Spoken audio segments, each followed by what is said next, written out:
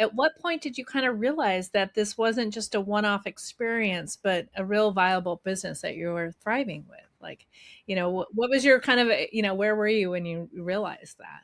Interesting question. I had done a showcase, which I had put on in San Diego at the Handlery Hotel. And, a lot of people came, mostly my friends.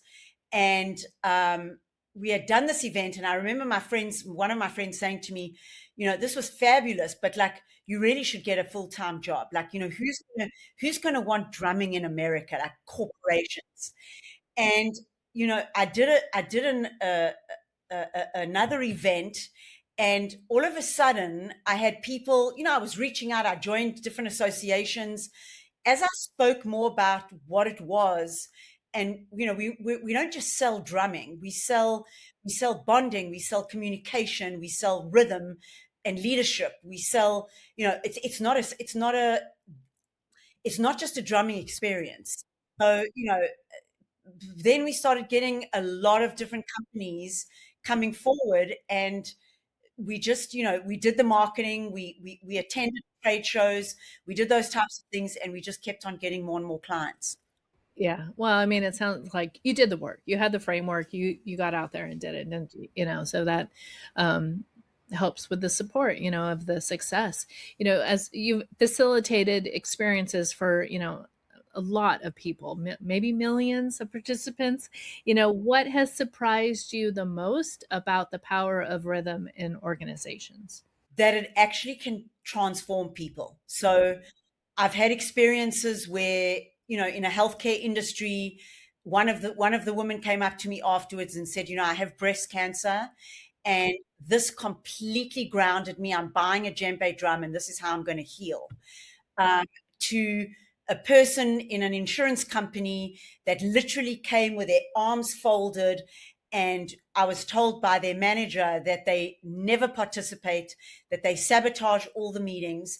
And through the event, through the actual program, this woman I could visibly see unfold and start drumming, and eventually she was standing up doing solos on her drum. He afterwards and said, I don't know what you did here, but you unleashed the beast, and what you did, I want you to come back and do it again. So I feel like what it does is it connects with something that's much more primal inside of us, and people, not only from the joy factor, because it motivates, it inspires, it motivates, it engages.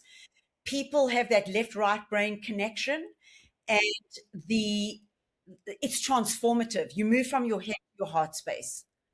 For someone who hasn't seen the drum cafe experience, what actually happens in the room? Kind of take us through, a quick little high level, you know, little infomercial, if you will, so we can visualize it. Funny, because I actually just completed a video that takes you through the whole drumming event, which I'm going to share with you afterwards.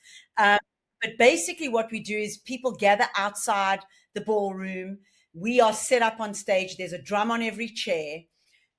We break into this amazing West African rhythm. The doors break open. People come in, with their coffee, and they're chatting to each other, and they're on their phone, and they see this musical group on stage playing West African and Latin American grooves, and they're like, what the hell is about to happen here? It's not the typical opening of a conference. You walk in and watch a video, the CEO comes out. Anyway, it's kind of a blast me into another stratosphere, out my head, into my heart, sit down, grab the drum, and they start getting into the same heartbeat. And in the first, say, 10, 15 minutes, all through nonverbal communication, they're all connected. Like if you have to set 50 metronomes at different times over a period of 5.65 minutes, the metronome is going to go at the same beat, right? Each one. So it's very much like that. And then we take them through the bass note of the drum, the tone note, which is the communication note. And we then build a kind of a multi-rhythmic segment where each part of the room is playing a different piece of music, and they get to see how it all kind of fits together. And so it's the same as saying, well, if we've got different departments, this is how they can align. If we have different merged cultures, this is how they can align.